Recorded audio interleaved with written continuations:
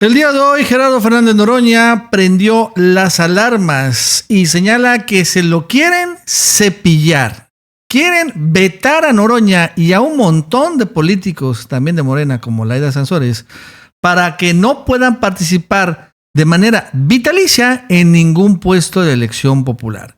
En una de las realmente más severas actos de autoritarismo de parte del INE y el Tribunal Electoral, en donde están intentando crear una ley, por así decirlo, en la Comisión de Quejas y después avalada por el Tribunal Electoral, para que quienes estén en un padrón, en una lista negra de violentadores políticos de género, pierdan todos sus derechos políticos de manera vitalicia. Ni siquiera un asesino estaría en este rubro, sino nada más que caes en este padrón. Por ejemplo, yo estoy a punto de estar en esta lista negra y si tiene razón Noroña, perdería toda posibilidad de ser algún día candidato a cualquier cargo de elección popular. En algo sumamente, gigantescamente autoritario.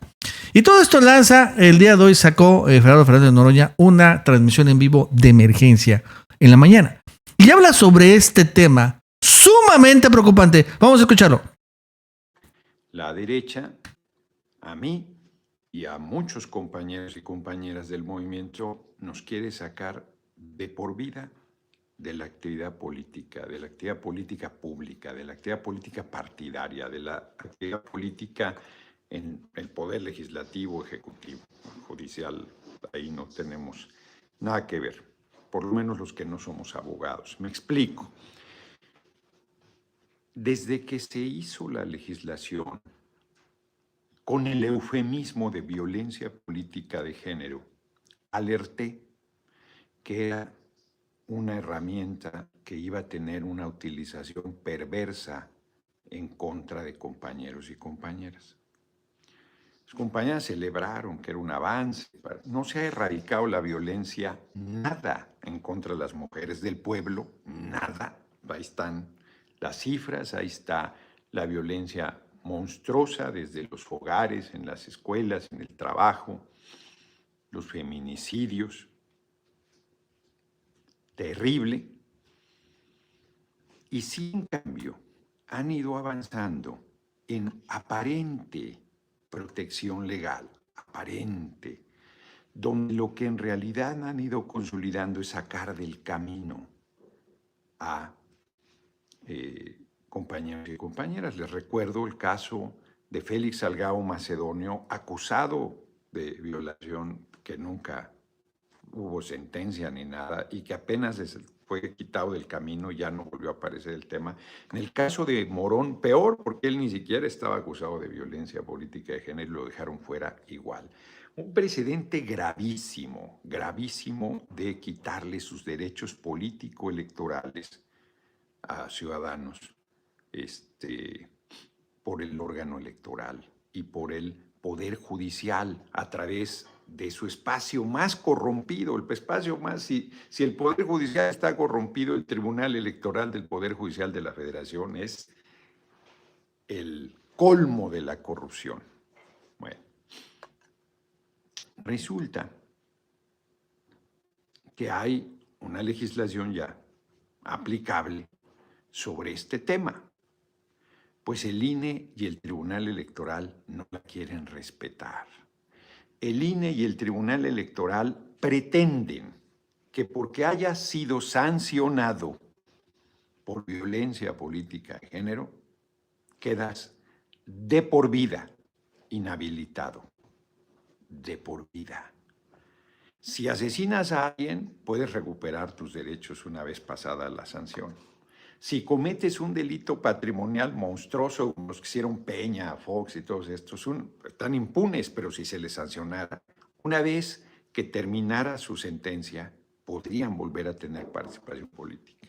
Pero si te acusaron de violencia política de género, fuiste sancionado, pasó, te inscribieron en el padrón, te dijeron que 3 años te inhabilitaban, pasó el tiempo, pues pretende el INE y el tribunal que aunque ya haya pasado el tiempo de tu sanción, por el solo hecho de que te hubieran sancionado, ya no tienes derechos políticos de por vida. Ellos no son legisladores, ellos no hacen las leyes y ahora pretenden cancelarte tus derechos. ¡Wow! ¡Qué increíblemente grave y autoritario esto que está diciendo Gerardo Fernández Noroña! Es algo que evidentemente no ha salido, pero ya se nota que le dijeron que quieren seguramente aprobar un acuerdo en el INE, que ahorita que está arrancando las campañas, en donde pues digan esto, ¿no? Si tú estás en esta lista negra de violentador político de género, entonces de manera permanente pierdes tus derechos políticos. No puedes votar ni ser votado. Ni siquiera está en la Constitución esto. Y no solo eso, la verdad es que lo está haciendo, a ver, el INE, que es un órgano desconcentrado, autónomo, pero del parte del Poder Ejecutivo, y validado después por el Tribunal Electoral, un órgano del Poder Judicial. Y en nada aparece del Poder Legislativo, los que crean las leyes y que pueden modificar la Constitución. Es un acto de monstruoso autoritarismo realmente nunca antes visto hasta ahora que lo está diciendo Gerardo Fernández Noroña. ¿Por qué están lanzando eso? Bueno, porque es una venganza. Una venganza, porque, a ver, está Ilayda Sansores en lista. ¿Quién no está ahí? No está Alejandro Moreno, Alito, un gran violentador de género que pedía packs a mujeres para ser diputadas federales. Él no está. Que quede claro. Es más, ni siquiera todo te encuentra ahí Ricardo Salinas Pliego. Pero sí está Ilayda Sansores. Probablemente esté yo. Imagínense, ¿no?